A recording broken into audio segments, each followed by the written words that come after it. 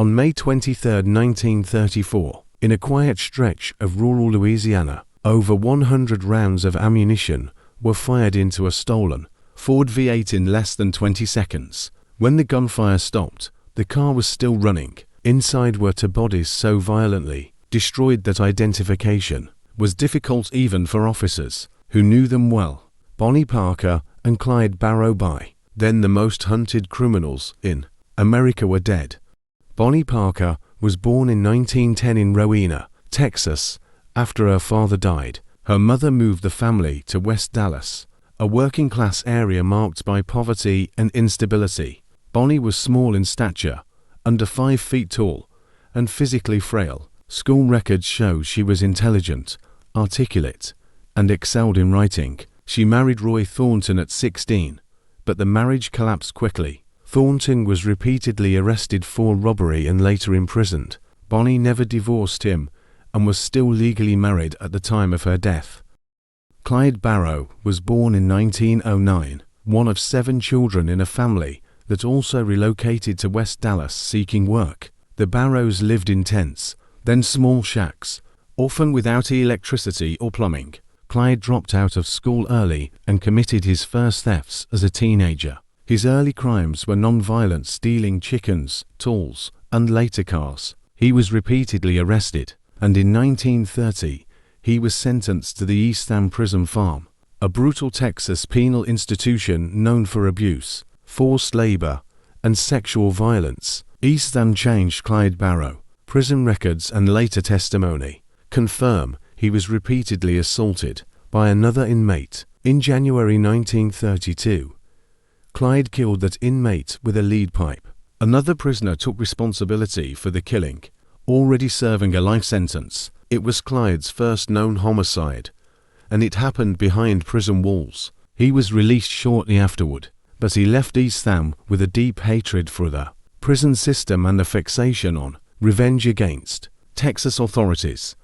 Bonnie met Clyde in January 1930 at a friend's house. Within weeks, Clyde was arrested again. Bonnie smuggled him a gun into jail, enabling an escape attempt that failed. From that point forward, she became directly entangled in his criminal life. Contrary to later romantic portrayals, Bonnie was not a reluctant companion. Police reports, eyewitness accounts, and recovered letters indicate active participation, though the extent of her direct violence remains disputed. The crime spree began in earnest in 1932. At first, Clyde led a small group that included Raymond Hamilton, W.D. Jones, and later Buck Barrow, Clyde's brother, and Buck's wife, Blanche. Their primary crimes were car thefts and small robberies. Most targets were rural stores and gas stations. Banks were rarely hit, and when they were, the sums taken were often small. This was not because of restraint, but because banks in the early Depression were often already empty. The first widely acknowledged murder attributed to the gang occurred on April 30, 1932, when Clyde shot store owner John N. Butcher in Missouri during a robbery. From that moment, the gang's crimes escalated rapidly. Over the next 2 years, at least 13 people were killed, including 9 law enforcement officers. Some deaths occurred during traffic stops. Others happened during escapes. In several cases, officers were shot without warning. A critical moment came in January 1934. Clyde led a raid on the Eastham prison farm, freeing several inmates, including Raymond Hamilton. During the escape, Major Crowson, a prison guard, was shot and later died. This attack transformed the manhunt. Clyde was no longer just a robber or cop killer. He had directly assaulted the authority of the Texas prison system. The response became militarized. From 1932 to 1934, Bonnie and Clyde were constantly on the move. They rarely stayed in one place more than a few days. They relied on stolen cars, often Ford V8 South, for their speed advantage. Clyde was an expert driver and maintained the vehicles himself. The gang used back roads, avoided large cities, and crossed state lines frequently, exploiting jurisdictional limits that made coordinated pursuit difficult. Yet for all their mobility, they left evidence everywhere. Stolen cars were abandoned with fingerprints. Witnesses saw them repeatedly. Photographs recovered from a hideout in Joplin, Missouri, in April 1933 showed Bonnie posing with guns and cigars. The images were published nationwide, transforming them into folk anti-heroes. This publicity worked against them. It fixed their faces in the public mind and hardened law enforcement resolve. The Joplin incident also revealed the gang's weaknesses.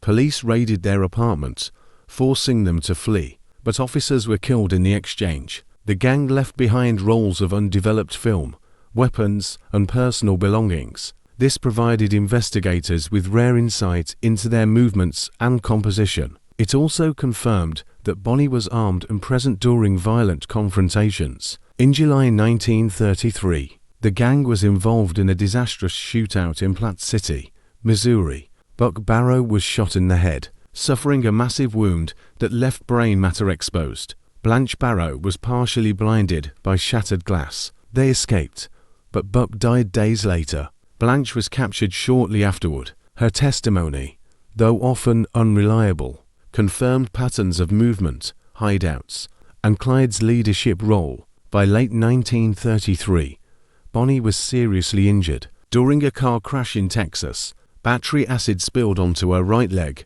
causing severe burns. She was left partially disabled, often unable to walk. Photographs from the period show her being carried by Clyde or using a cane. Despite this, the gang continued operating.